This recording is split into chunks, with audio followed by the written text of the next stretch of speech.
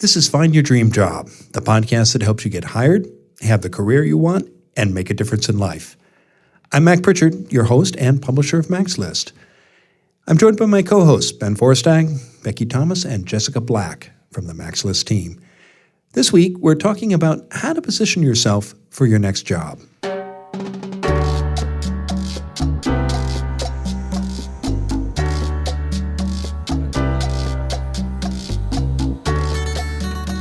Some people get recruited for jobs.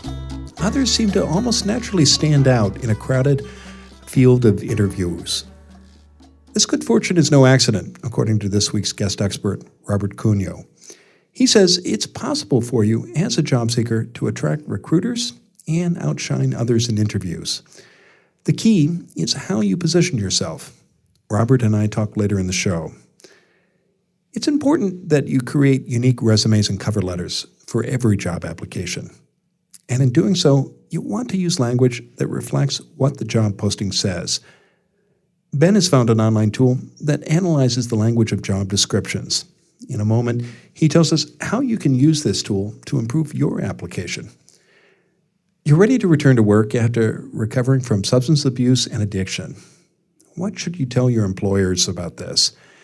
That's our question of the week. It comes from Jordan in Denver, Colorado. Becky offers her advice shortly.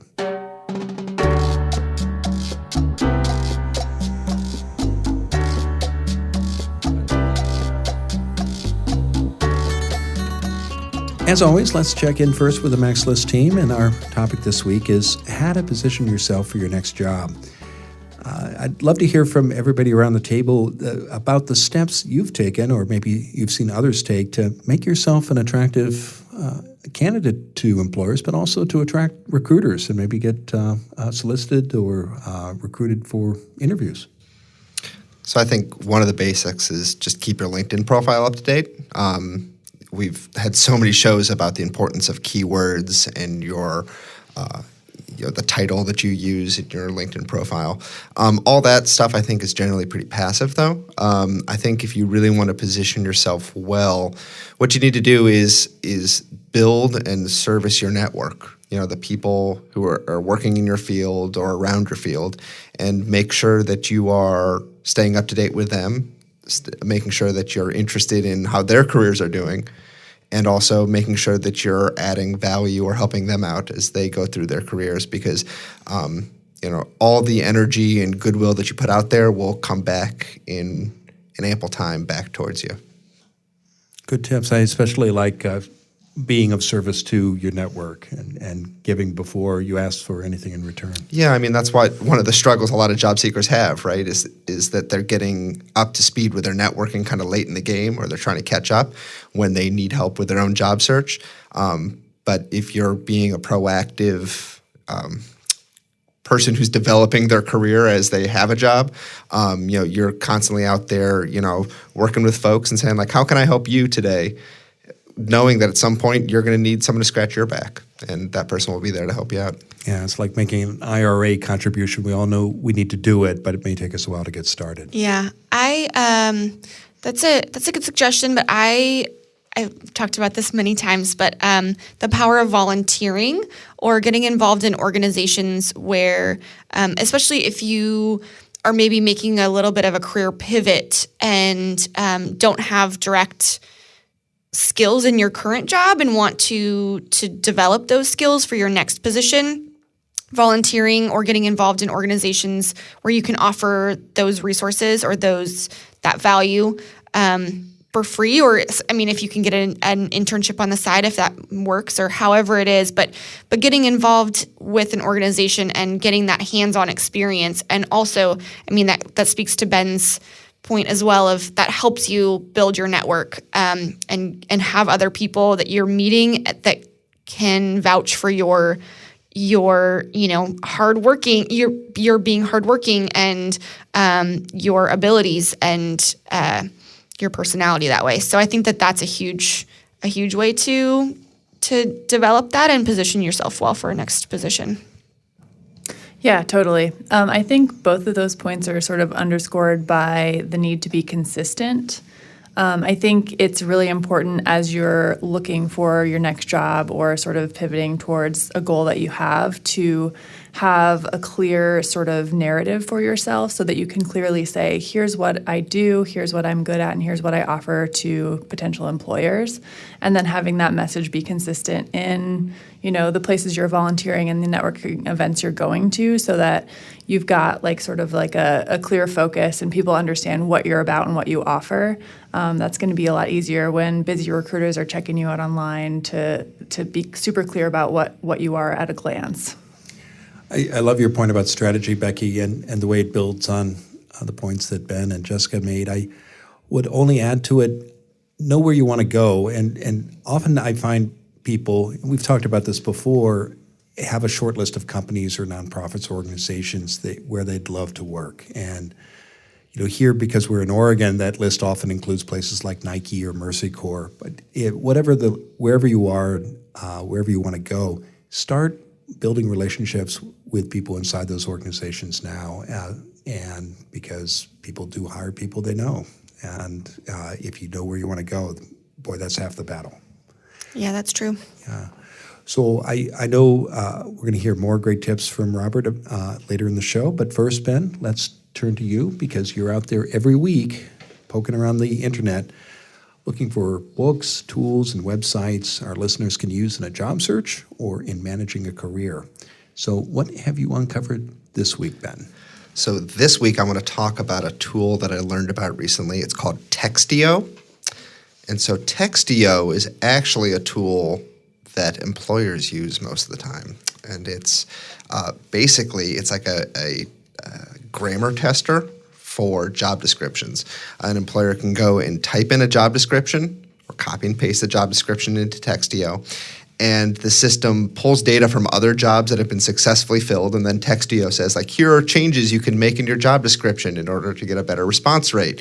Things like optimizing the title of the posting or to make the copy more gender neutral if you're trying to attract more female candidates, for example.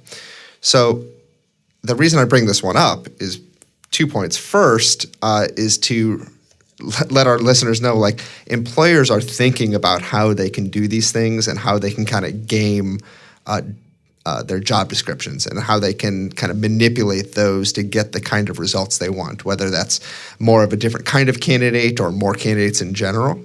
But the second point is that job seekers can actually use this exact same tool, and the basic version is available for free.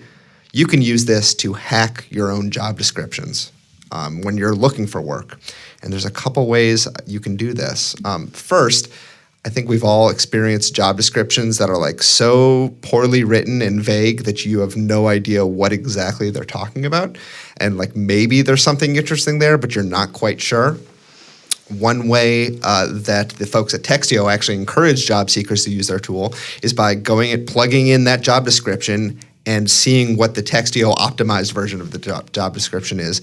And there are some stories on their website about people who've done this and actually, this is actually a much more interesting job than the description makes it sound like. It's just a really badly written description.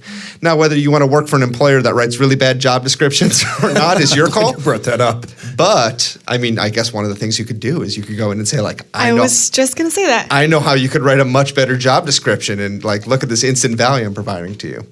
The other thing you can do with Textio, which is really cool, is you can use it to improve your own writing. So, we talked about the importance of keywords and about matching the language that you hear employers using.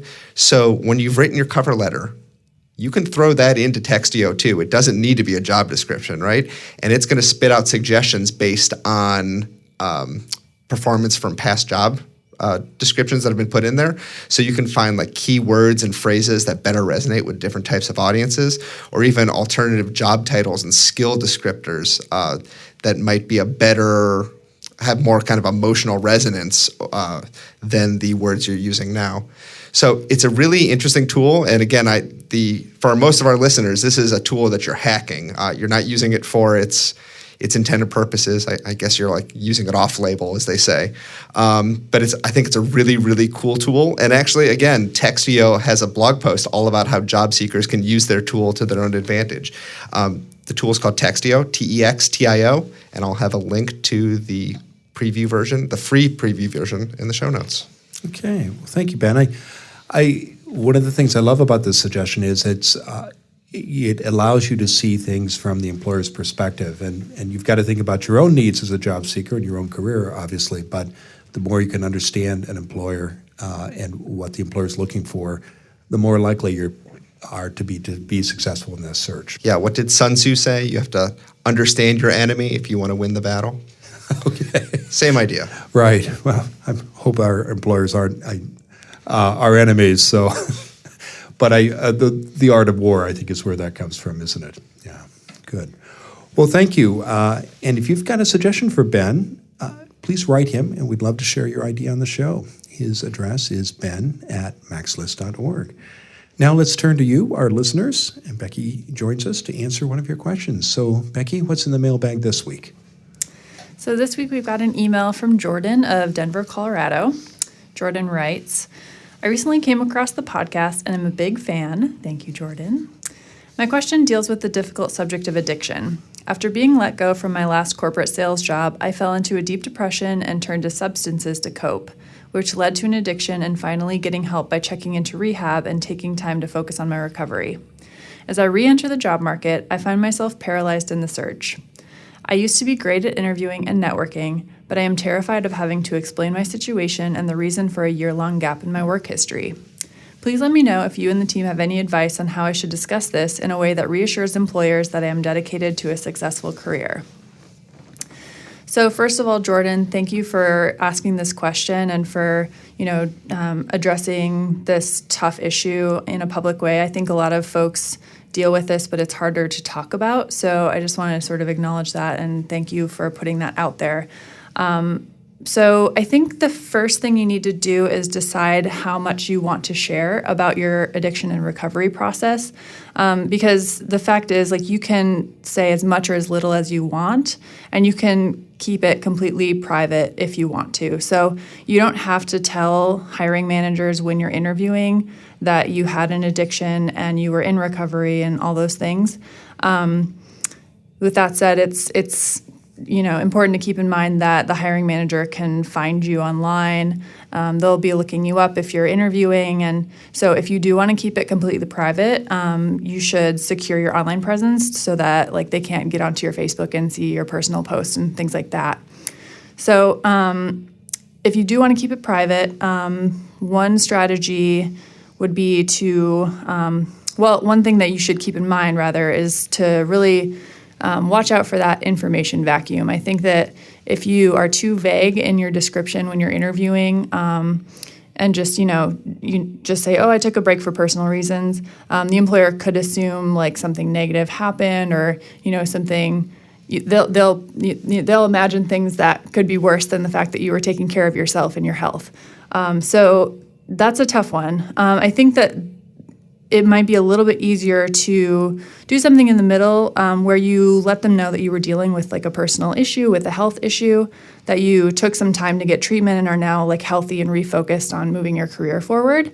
You don't have to name exactly the issue that you were dealing with, but you also, you can if you want to. And I think I was thinking about this and reading some stuff online, and I think most people are becoming more educated about addiction and realizing that, it's a disease rather than some sort of moral failing or, big problem in your life.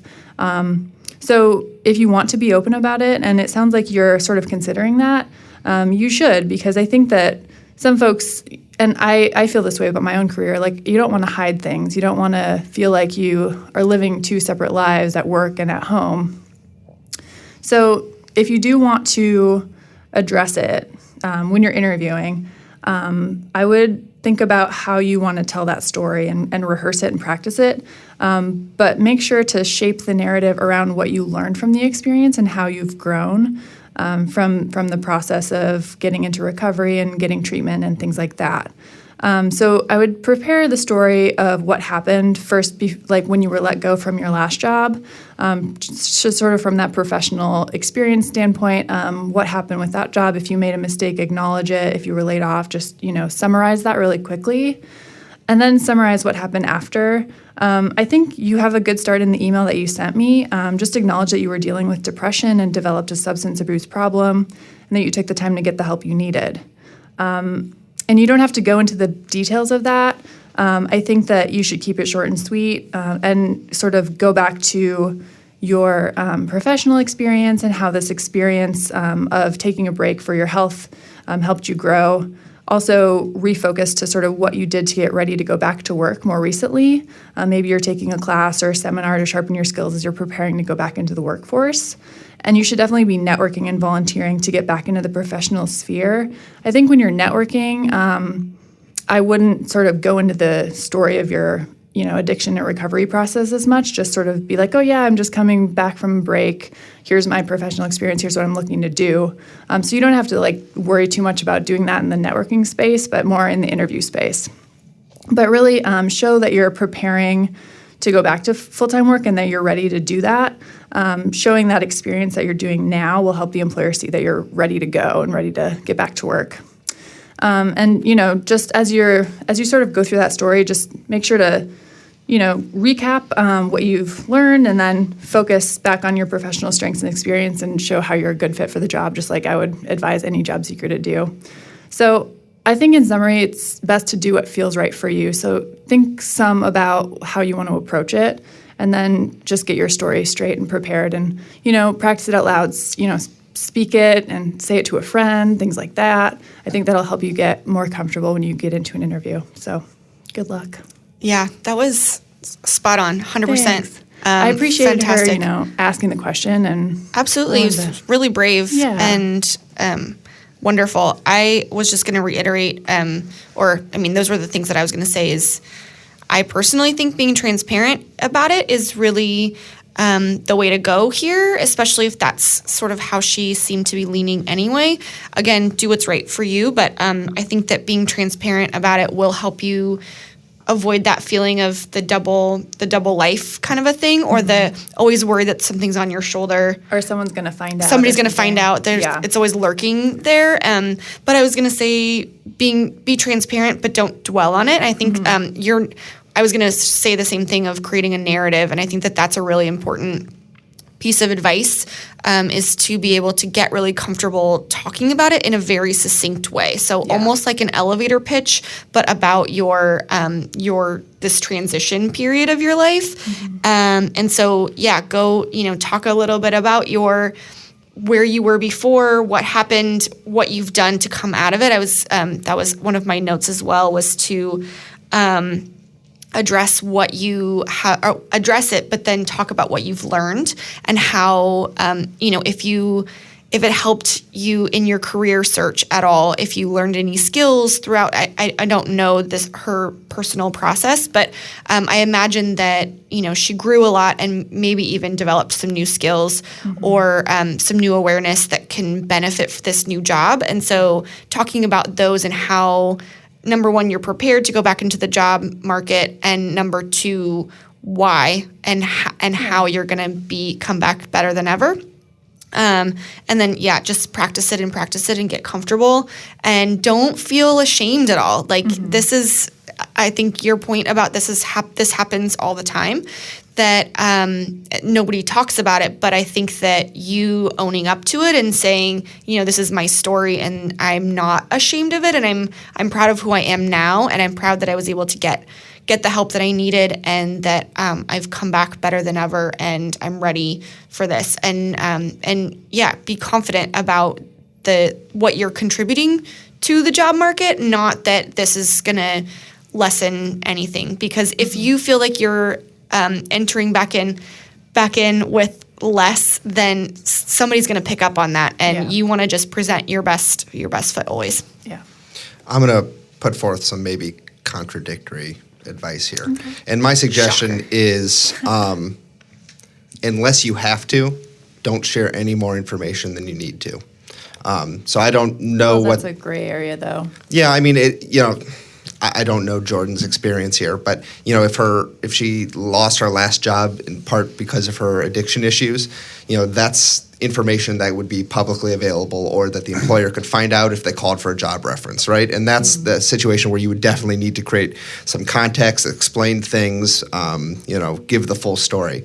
But if this is something that you can hide temporarily, I guess my question would be, why would you plant any seed of doubt in the employer's mind right now? Be vague, say I had to take a year off to deal with a health issue, and most employers know well enough not to dig any deeper than that. And then if you get the job, you can slowly introduce that this is who you are. You don't need to hide it forever. But when you're in that competition early on with other candidates, you need to put your best foot forward, and you don't want to put any seed of doubt in the mind of the employer. And whether or not there should be a seed of doubt around addiction, I don't think there should, but the truth of the matter is there is there. And so you just need to avoid that as much as possible. That's my take. So if you can avoid sharing a lot of information, do so, and then kind of open yourself up later on once you have the job. Again, create that narrative. Mm-hmm. Yeah, I agree that it's important to have an explanation ready, because if in the absence of information, people will make up a story. And this gets back to a point you made very early, Becky, which is understand what's going to pop up when people do reference checks and what they might see online. And if there are things, particularly online, that you can't control, or if it will indeed be a topic of a reference check, have an explanation ready. Mm-hmm. Yeah. I think that there is one distinction here. Like, this is not like a criminal conviction in your past, right? Where there's like a material. And let's add too that it's illegal under the ADA to discriminate against someone with an addiction in hiring. So, yeah. Like a criminal conviction, though, like that's not disclosing that could be illegal or unethical depending on who you're talking to. But a health issue, this is your privacy, personal right? health, It's your personal issue, and so you're not under any obligation to share that with an employer if you don't want to. Yeah, for sure. Yeah, I think it's comes down to what she's comfortable sharing, and then developing that story around it. Yeah, agreed. Well, Jordan, thank you for that question, and thanks for those great tips, Becky, and the thoughtful conversation. If you've got a question for Becky, please send her an email. Her address is becky@maxlist.org. You can also call our listener line. That number is 716-JOB-TALK, or send us a message on the MaxList Facebook group. And if we use your question on the show, we'll send you a copy of Land Your Dream Job Anywhere. And we'll be back in just a moment. When we return, I'll talk with this week's guest expert, Robert Cugno, about how to position yourself for your next job.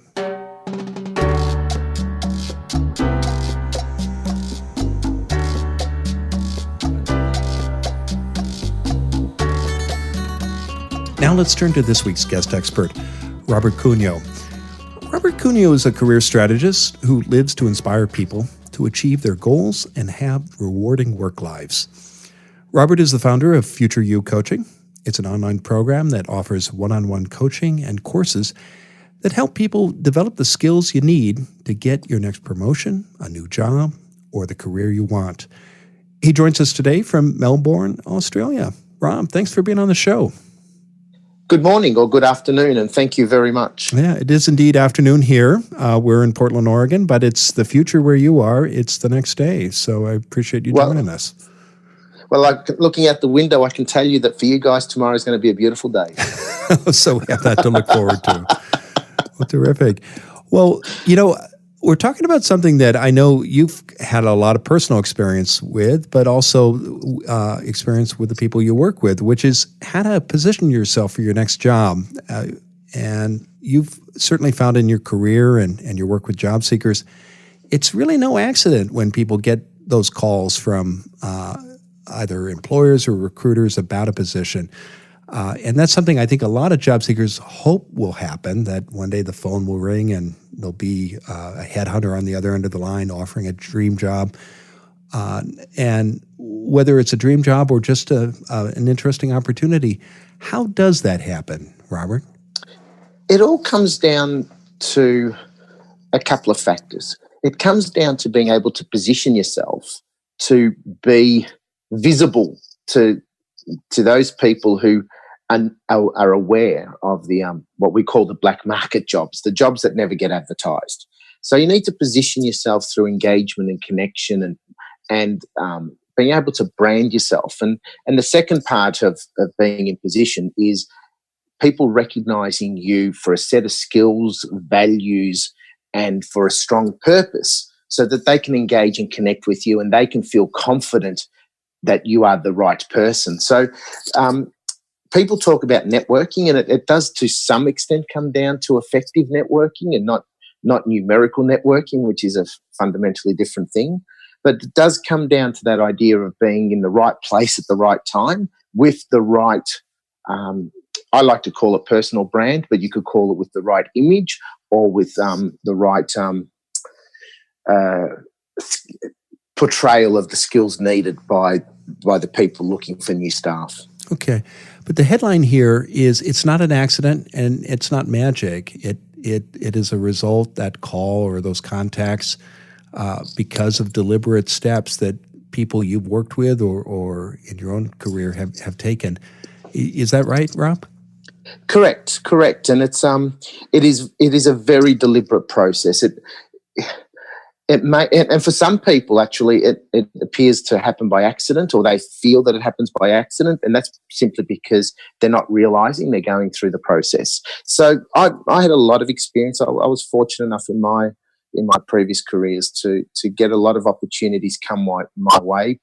Job opportunities I never sought, opportunities I never thought I was ever going to get, but it was simply what was becoming clear is I was able to engage with a small and powerful network. So it was about engaging with the right people. So it's, if you want to accelerate your career and find those jobs that other people can't see, or be that person that gets tapped on the shoulder before the job is advertised, you actually need to be connected with the right people, and those people have to get to know you. Now, again, it's a relationship thing. It comes down to identifying the right influences in an industry or in your organisation, for example. So if you're working, say, for a big corporate organisation, who are those managers? Who are those leaders? Who are those people that are on the cutting edge and doing the exciting stuff? And how are you connecting with them? How do they know about you?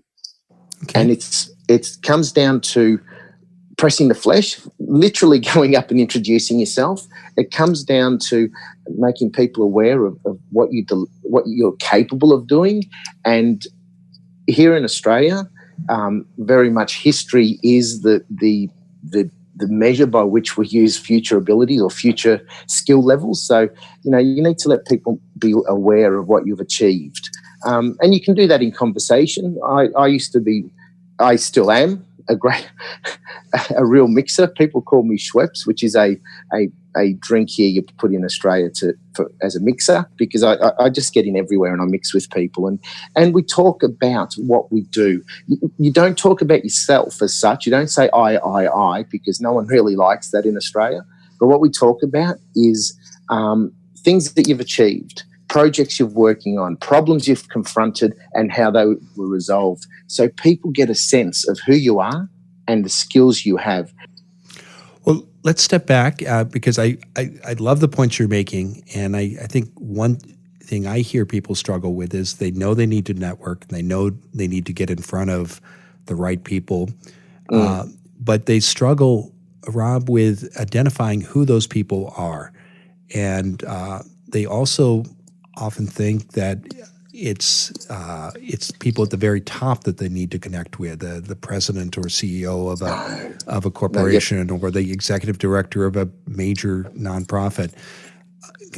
Can you help our listeners understand just the strategy behind this? Who are the people they need to connect with? And then let's talk about the best way to get in front of those people, particularly if they don't have a relationship. If you want to accelerate and climb the ladder, focus on the people that are 2 levels above you on the hierarchy. So effectively, connect with your boss's boss. And also, when you're doing that, make sure that you are very clear with your boss that you're doing this. Because one of the things that your boss doesn't like is you going behind their back to engage and connect, because it automatically, in a competitive world where people are threatened with job loss and the world is transitioning, it can appear quite rude, for want of a better description, to be mixing with your boss's leaders. But what you need to do is you need to inform your boss, and you need to talk to your boss and go, look, I'm ambitious. I want to step forward. I want to take on new challenges. Can you help me? That's the first conversation, directly with your boss. So your boss knows that you can be called upon if something new and exciting happens. And if your boss thinks you're the right person, they will promote you to the next level, who are the key decision makers in appointing people to that role. And what would you say, Rob, to people who might say, gosh, I think my boss might be threatened by that? The way that I encourage people to get the message across to their boss is I use words like, I want new challenges. I want you to look good. I want to help you look better. I want us as a team to achieve new projects and achieve new goals, and I want to support you in doing that. So you're making it clear to your boss that you're not backstabbing them. You're not trying to push them off a ledge, but what you're trying to do is connect with them to help bring the whole team forward, and then explain what you're interested in. A good leader will take that on board and will support you.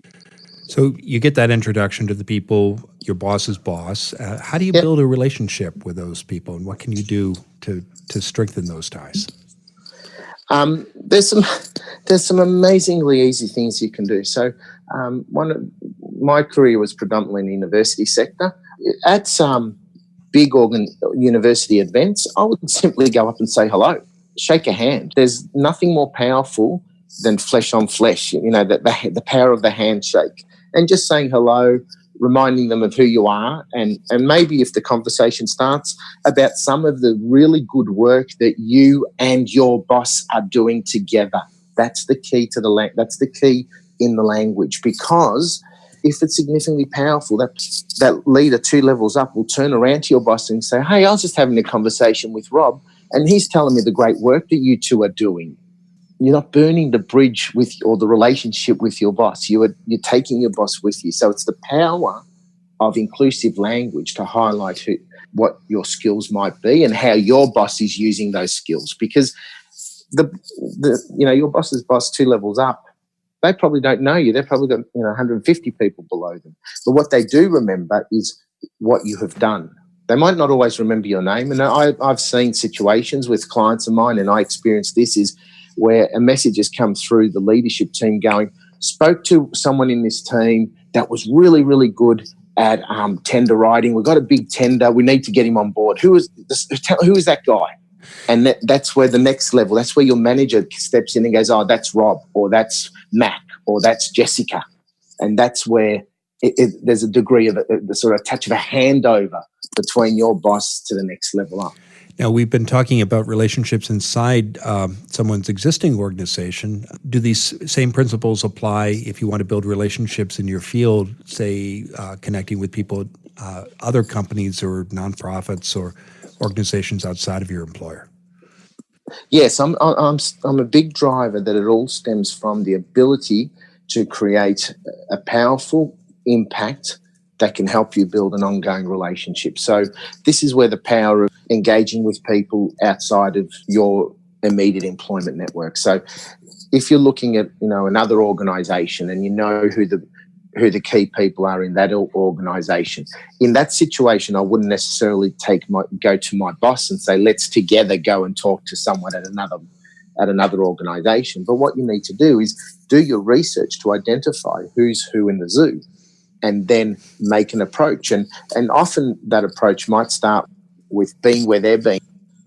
Say you want to meet Richard Branson. The best place to meet Richard Branson is at a conference where he's giving a paper. And simply find within yourself, if you have that courage, to just make that approach. Hand over the business case, shake the hand.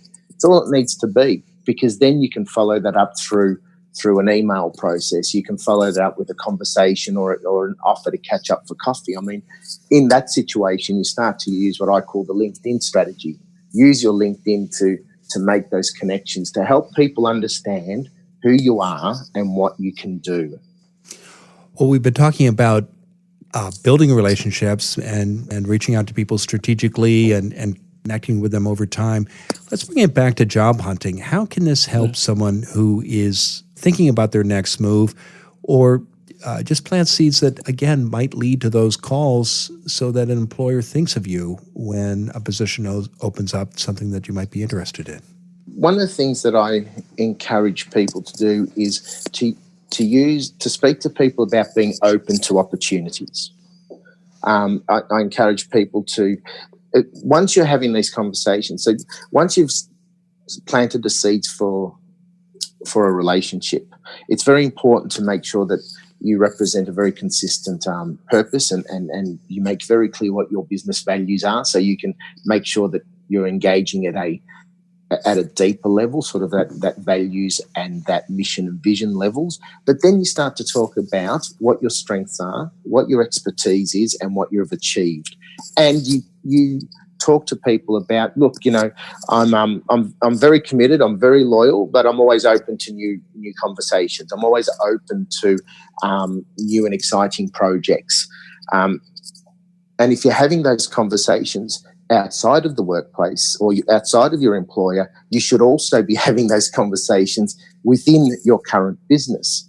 Because one of the things I tell my clients is that the grass is not always, actually rarely is the grass greener on the other side. And if you transition out of one bigger organisation into another, you effectively start again. Doesn't matter what your position is. You have to start your relationships and your networking all over again. Sometimes it's easier to transition into new roles or accelerate your career by remaining within the organisation, because there's an element of trust and there's that element of, he's one of us. And in that conversation, it's consistently coming back to what are your values and how they match the other person's values, and what is your desire, what's your future vision for yourself, and how does that solve a problem for that particular business. One other idea I want to pick up on that you mentioned at the start was what you call the black job market. Here in the United States, we call it the hidden job market. But these are, as you said, positions that are never posted or advertised anywhere. So, Rob, how can these kinds of relationships and these kinds of strategies you outlined help people find and get those jobs?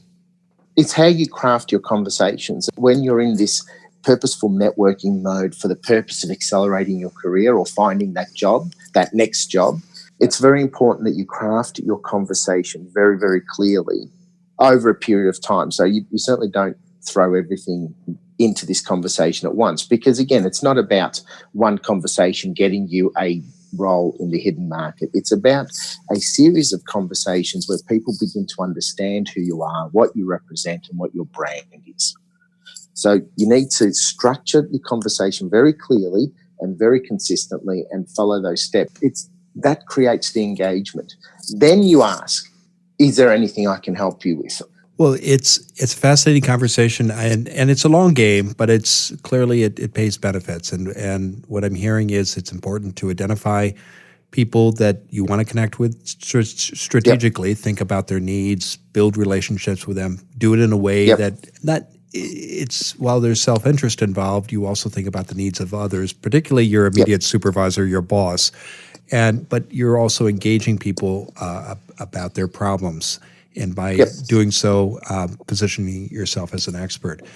Well, it's great stuff, and I love it, and could talk about it all day. But I want to hear what's next for you, Rob. What's coming up? So at the moment, I'm launching the program that we spoke about. So it's a combination of a face-to-face coaching program and workbooks. As yet, it's not quite online. It's one level below that, and the reason for that is because at the moment I'm focusing on that immediate connection with my clients and giving that immediate boost to their business. So I know people can learn more by visiting your website, which is futureyoucoaching.com.au, and they can also check out your Facebook group. And we'll include links to both your website and your Facebook group in our show notes. Rob, thanks. Fantastic. Yeah, it's our pleasure. Thanks for being on the show today, Rob. Thank you. All the best.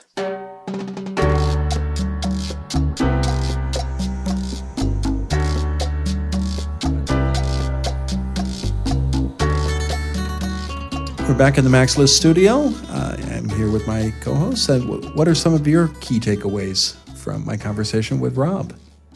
I liked his point about networking 2 levels above you. That was interesting, yeah. Yeah, I mean, it makes sense because, like, obviously you know your boss, but like the person who can actually promote you to the rank above you is not your boss. It's the person above your boss. So I think that was like a real poignant point he made there. Well, and then I liked his point about being transparent with your direct boss of saying, this is what I'm doing and this is why, and sharing that it's not that I'm going over your head, because it may seem that way, but I do want to grow and develop, and I hope you'll help me do that. And I want to develop the skills in the meantime and be the best I can be. And I agree. And I liked his point to think about the self-interest of your boss and let your boss know that this can help the boss and the team as a whole. And the organization as a whole as well. Yeah. Yeah, for sure. That was a good point. At first I was like, wait, how is that going to work? But it made sense afterwards. I think just the general concept of positioning yourself is a good one to think about just as you're working through your career, whether you're like actively seeking a job right now or not. It's about sort of like putting yourself in the position where those good things will happen.